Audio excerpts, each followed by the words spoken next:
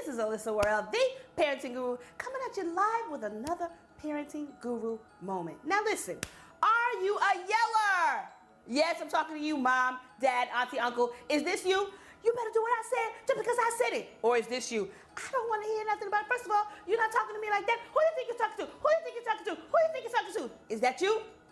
Why are you yelling? Number one, why are you yelling? We have to figure this out, parents. You go from 0 to 1,000 in like 15 seconds. This is a problem.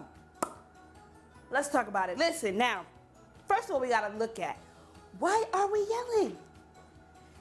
One thing I started to realize, and I'll use myself as an example, is that there's a reason as parents why we yell at our kids. We think it's because, well, if you don't know how to hear the first time, then I probably need to tell you again. No, that's probably not the best reason at all. Listen to me.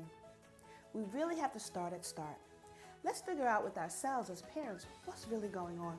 If you find that you are saying the same thing over, but you're saying it escalated each and every single time, then we need to look at the situation and the circumstance. You know what?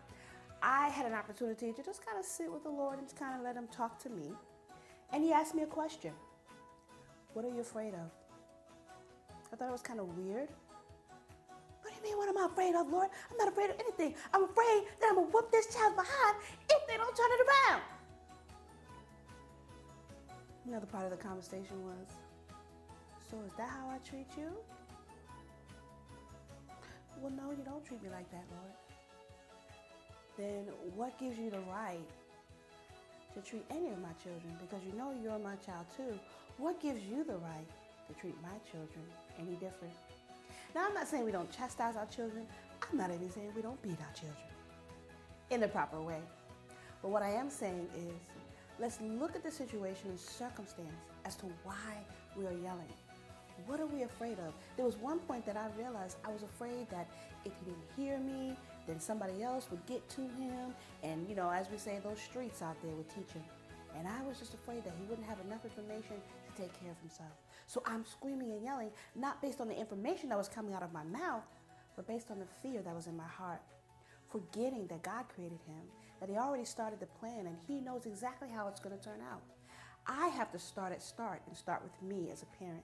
You have to start at start. Start with asking yourself, what am I afraid of? What's really going on? Start there. Give that to the Lord, and then you'll be able to move forward.